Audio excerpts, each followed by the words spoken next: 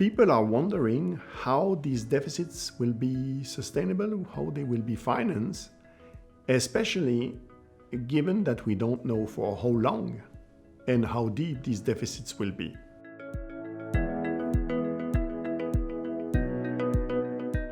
COVID recession has triggered a massive loss of income for the private sector. That income loss has been partially compensated for by governments. This has triggered a significant increase in fiscal deficits across most countries. In the US, for instance, we should be close to 20% deficit at the budget level for 2020. These are deficits that are unheard of in peacetime. The last time we experienced such deficit was during the Second World War.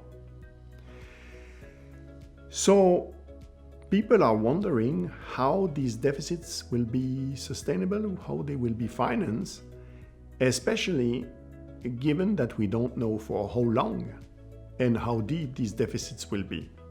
That itself is a function of how well the economy recovers and how long it requires fiscal support.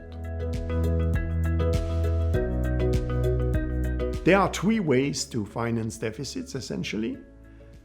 Increase taxes, which is a transfer from private sector to private sector. Borrow the money from the private sector, but this can have other consequences, such as crowding out of the private sector. And of course, printing the money using this whole technique called the printing press. And this is where modern monetary theory comes into play. The dominant economic theory until the war was Keynesianism. After the war was Monetarism. And the 21st century is shaping up as the era of some form of so-called modern monetary theory, where essentially fiscal policy is a continuum of monetary policy.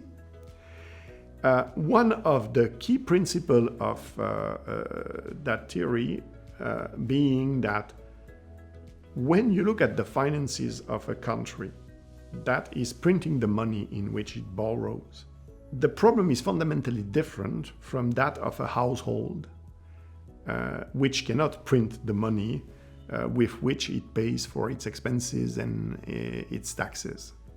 So household or private corporations have constraints that the sovereign governments don't have.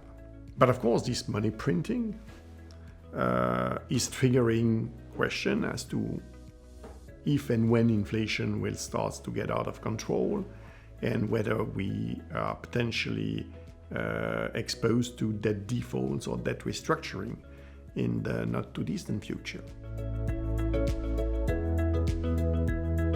Europe is a good example to illustrate the problem. In the post-war decades, private sector demand in Europe was very strong. And whenever government expenditure were increasing rapidly, they were tapping into productive resources of the country, straining these resources and therefore triggering inflation. In other words, in the 60s or 70s, public deficits in Europe were inflationary. As we know, in the last 20 years, that paradigm has completely changed.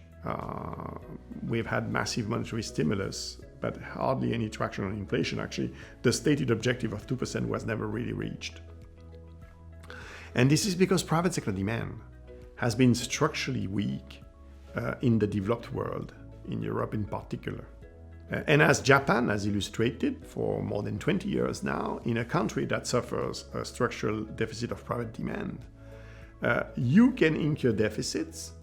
You can see your debt to GDP ratio increasing way above the commonly accepted limits of 80% to GDP without triggering neither debt crisis nor inflation.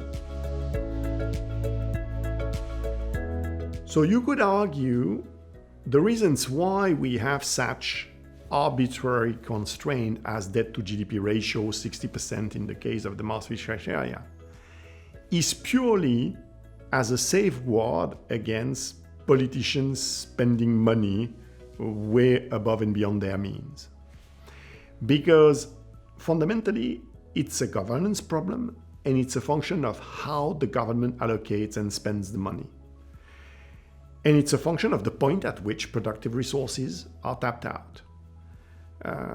So this will be the political debate, as probably for the years to come, deficit will remain a permanent feature of the economic landscape.